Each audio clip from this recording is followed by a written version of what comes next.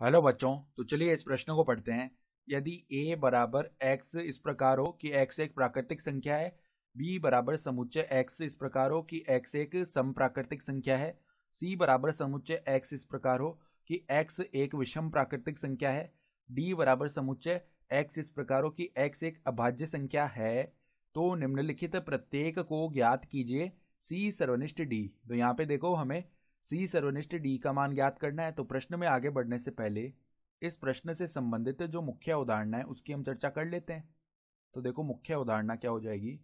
मुख्य उदाहरणा हो जाएगी, अगर हम ए सर्वनिष्ठ बी लिख रहे हैं तो इसका अर्थ क्या होता है, ए व बी दोनों में उपस्थित होने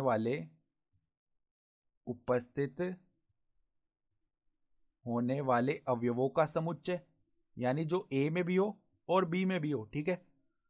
उपस्थित होने वाले अवयवों का समुच्चय ये होता है ए सर्वनिष्ठ बी का अर्थ। तो अब हम क्या करते हैं, जो समुच्चय में बताए हुए हैं वो बना लेते हैं हम। हमें देखो सी और डी से मतलब है, तो सी समुच्चय लिखेंगे। तो वो क्या बताए हुए हमें, एक्स इस प्रकार है कि एक्स एक विषम प्राकृतिक संख्या है, ठीक है।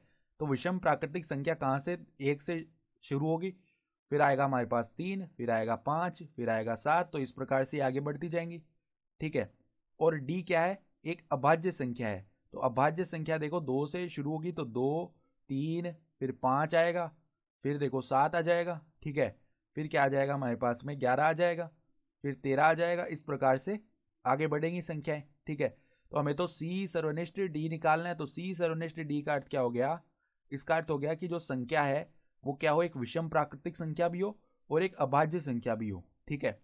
तो यहाँ पे देखो हम बनाएंगे, तो 3 इनमें उभयनिष्ठ आ रहा है, फिर 5 भी उभयनिष्ठ आ रहा है, फिर 7 भी उभयनिष्ठ आ रहा है, फिर देखो 11 भी उभयनिष्ठ आ जाएगा, फिर 13 भी उभयनिष्ठ आ जाएगा, क्योंकि ये विषम भी है और अभाज्य भी है, ठीक है।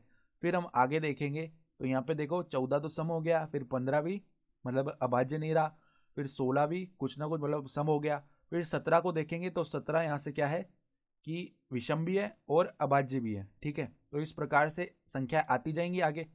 तो ये हमारे पास में सी सर्वनिष्ठ डी का मान आ जाएगा इस प्रकार का, ठीक है। तो आशा करता हूं कि आपको ये प्रश्न समझ में आया होगा। धन्यवाद।